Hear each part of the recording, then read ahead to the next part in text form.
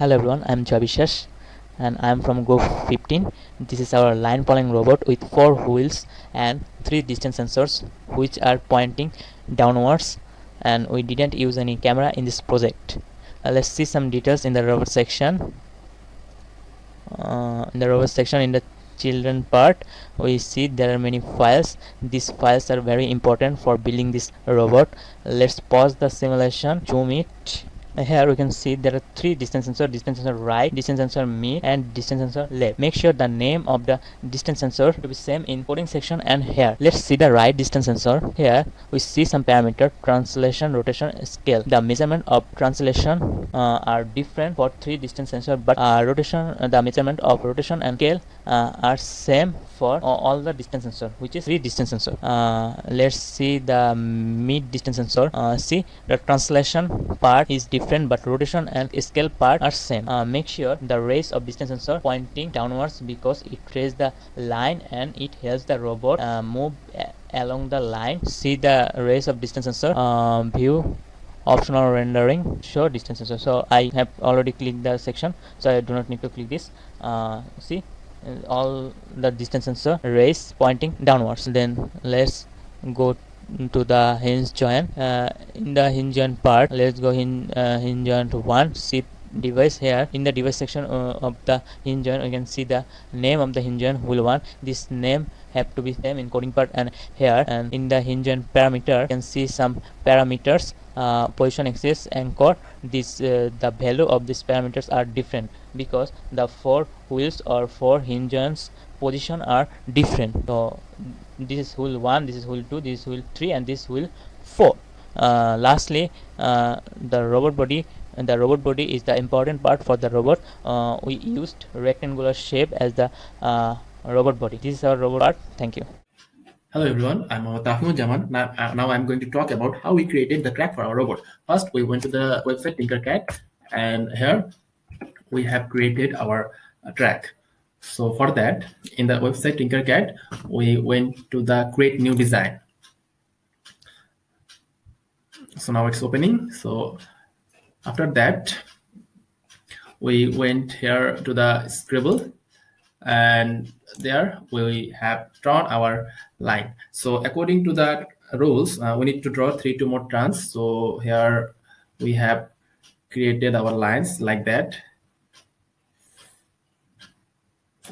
So now after creating the track, we set the height almost 0, and we change the color black. So after creating the track, so we export that in .obj format, and we have downloaded that here. We have downloaded that file there. Here, our file downloaded file is here, and we have extracted this file. Here we extracted the file, and this is our files for the track. So now we went to the Webot project, and here from there we went to the file and we imported.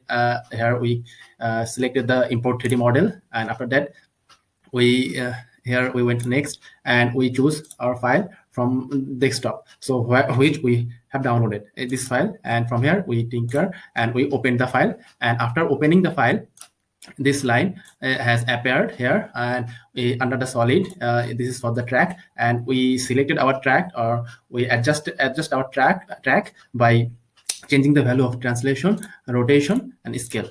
By this we have created our path for our track for our line follower robot.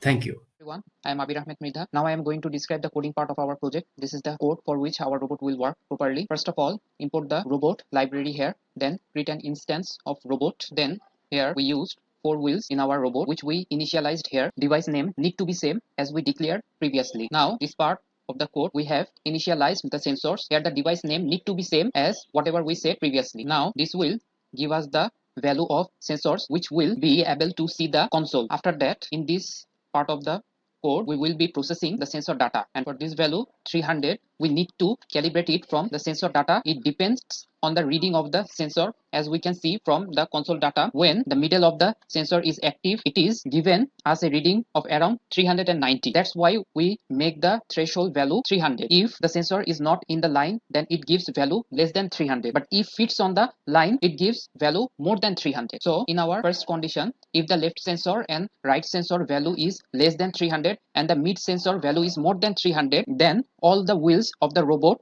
go as max speed, and rest of the condition are same with a slight changes. From this condition, robot understand when to go straight, left or right. Now come to the simulation part. So during the left turn, we can see during the left turn, the left and the middle sensor will give a high value, where the right sensor give a low reading. This difference causes the left motor to stop temporarily and the right motor to speed up temporarily. This causes the robot to make a left turn. On the other hand, when robot making a right turn, then we can see the right sensor and the right sensor and the mid sensor giving a high value, whereas the low sensor give a low value. This difference causes the right motor to stop working and the left motor to speed up. This causes the robot to make a right turn. That's all.